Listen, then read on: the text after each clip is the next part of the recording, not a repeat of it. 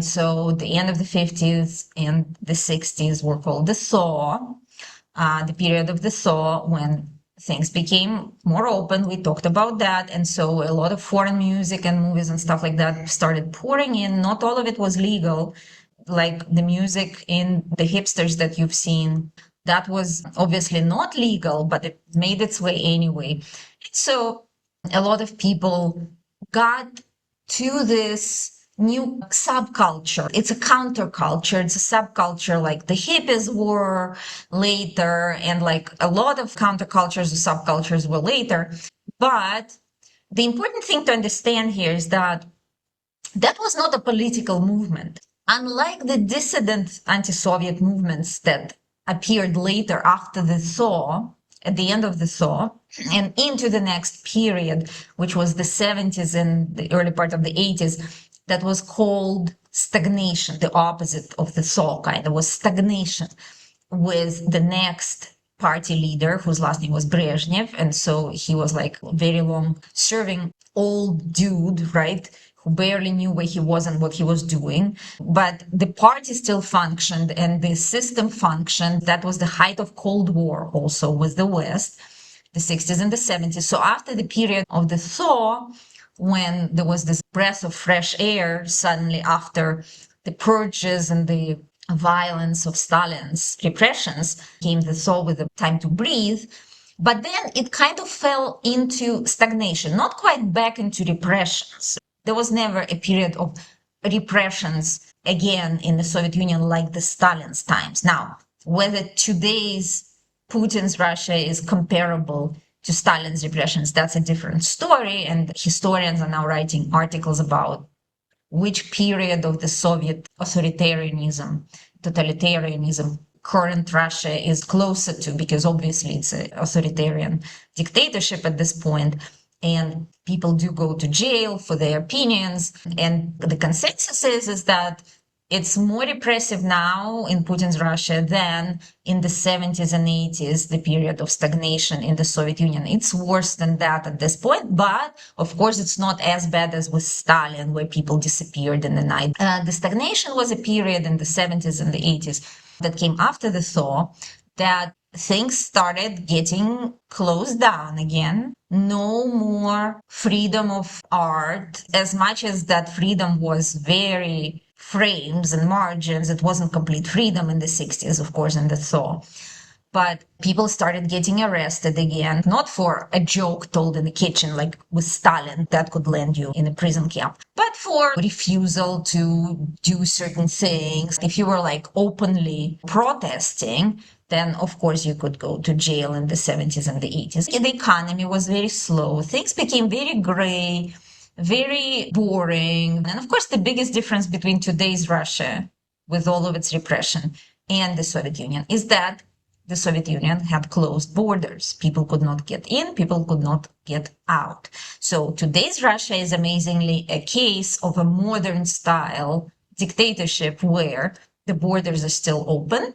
And the second thing is the news, the internet changed the game completely, because in the Soviet Union, you could only see the news on TV, which was all, of course, lies and propaganda. And even to the extent that they distorted, had special towers, radio towers, to distort radio waves that came from abroad. So you could only get the local radio, but you couldn't get any radio from America or Europe, which America and Europe, if you've heard about the Voice of America, Radio Freedom, these were part of the non-profit, government-sponsored agencies in America and in Europe that were broadcast in like 15 languages in the world. So the biggest audience was not in America, but abroad. And they broadcast news and programming about what's going on in the world aimed at other countries. So people in Iran can listen to what's going on outside of Iran in Farsi. And people in the Soviet Union would have been able to listen about everything that's going on in the world for real, not the propaganda they hear on TV, in Russian. There were specialists in Russian journalists that immigrated, dissidents, for example, defectors, right, who came to America and to Europe. And they worked in these radio stations. The BBC, British Broadcasting Company, state-sponsored, of course, had a whole separate division aimed at that. And they had, programs in Russian and again in Farsi and in Turkish and in Korean and in all these languages in Arabic to open up the information field for a lot of the world. Now, guess what happened with the Voice of America in the States? It was closed down last April. Everybody was fired. It was closed down by President Trump and Musk as part of the closures of all the USAID and all other entities that sponsored these nonprofit organizations that worked all over the world to help people, to bring news to the people, to bring aid to the people, etc., etc. That also was, of course, beneficial for America because America and the West instated the soft influence for people in Belarus and Russia and Iran. That's extremely important because that's their only other access to information. A lot of people don't speak English in those countries. They can't just access CNN or something. I'm extremely grateful to these outlets. So that was the 70s and the 80s. And the reason why it also worked is because people were not that scared anymore. Of course, people were still scared. In school, you could not say anything because your parents would get into huge trouble and could be fired from their jobs or something if you said something like that in school. But that was very far from, again, people just being taken up from their beds at night at Stalin's times and just shot in the backyard, So other repressions that were in the Soviet Union that don't exist today, like you could not work, for example, in the Soviet Union. You had to work. There was no such thing as a housewife, or there was no such thing as a freelancer or a musician. You work for a state entity and you have an ID that says you work as a musician. So everything was very much under the lid. You were completely controlled. You had to live in an apartment that the address is in your passport. You can't just go and live somewhere else or move to another city without letting the authorities know.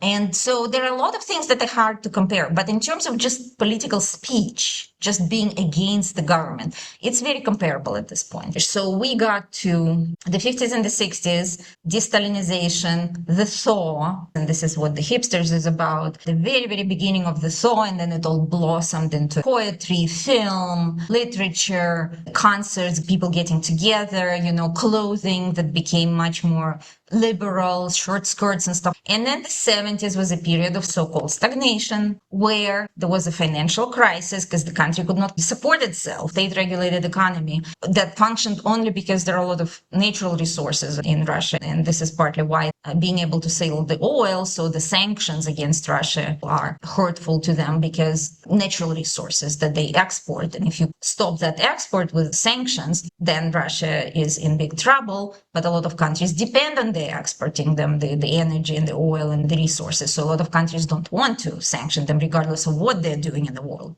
Okay, so financial crisis, the war in Afghanistan is a big important part of the 70s and the 80s. The war in Afghanistan was a period when the Soviet Union tried to liberate Afghanistan, but the way the Soviet Union did it, like with Eastern Europe and Central Asian countries, etc., of course, it wanted to install its influence in Afghanistan. And so America didn't want to lose its influence. And just like it was with the Korean War, just like it was with the Vietnam War, why those wars happened? Because Soviet proxies who tried to make Vietnam and Korea socialist were fighting with American liberators, right? So America was fighting to keep those countries under the Western influence. And then that ended up in millions of human victims on both sides, both countries. And so it was a lose-lose situation for everyone, of course. And Korea got divided into two Koreas. So the North, the Soviet Union kind of won in the North,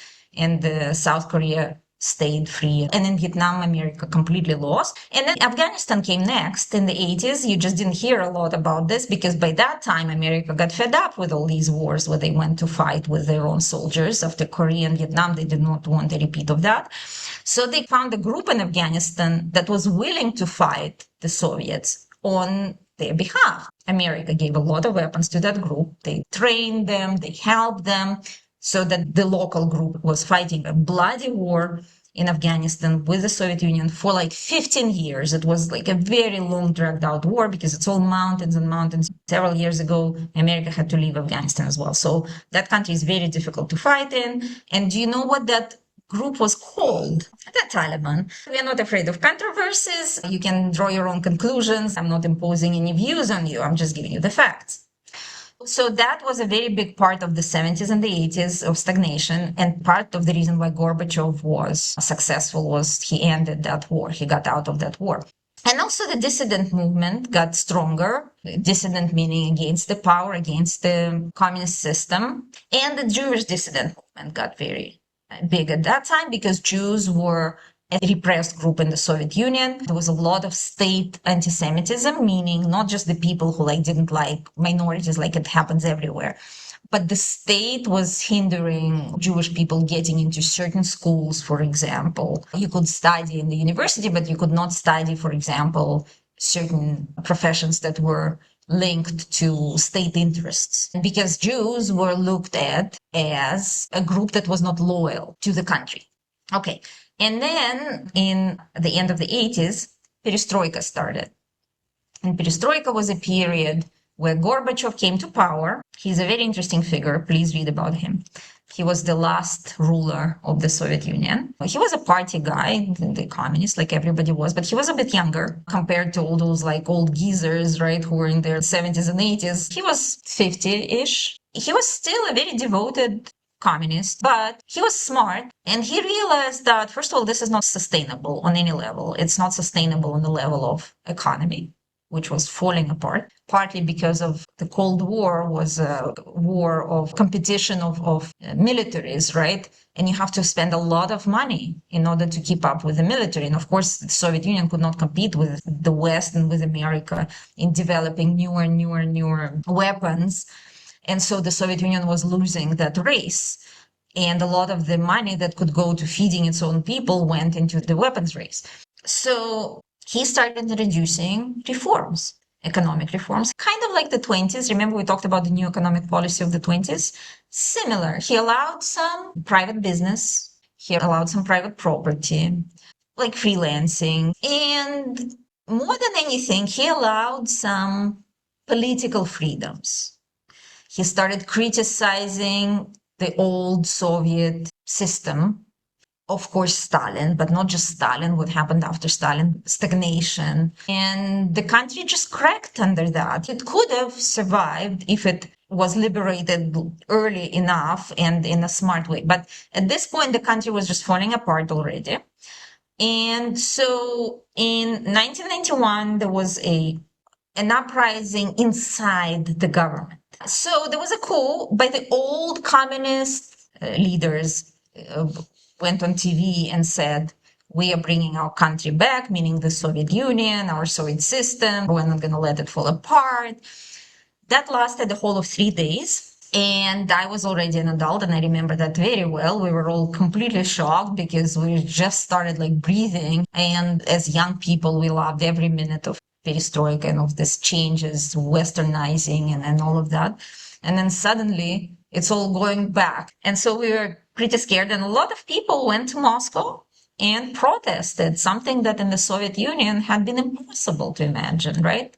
Thousands and thousands of people went into the square in front of the White House. In Moscow, it's called the White House as well. And they protested and protested.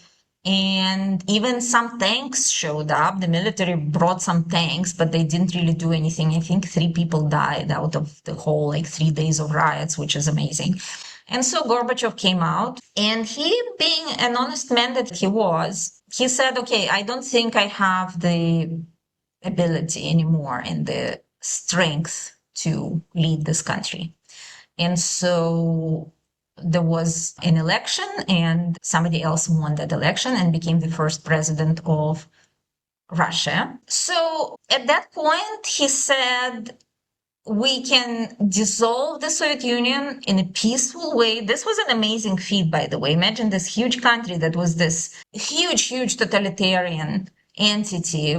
To break it up, that never happens without lots of bloodshed and lots of violence. And somehow it did. Gorbachev said, if some countries want to become independent, we're going to let you do that. Imagine 5-6 years before that, it was forever. The Soviet Union was forever. It was never going to end.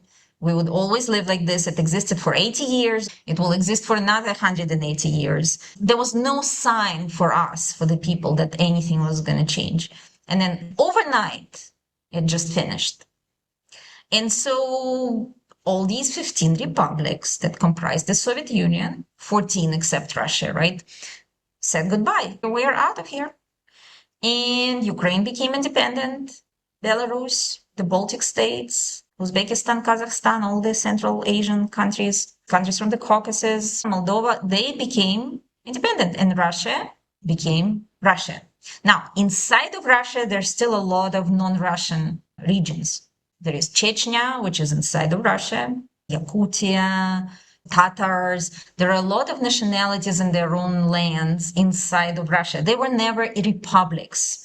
They were never offered to become a country, and that created problems on its own. So the Chechen war, Chechnya said, hey, if they can leave, we also want to leave, right? It's a Muslim republic in the North Caucasus. And Russia said, no, wait a second, that was not part of the deal.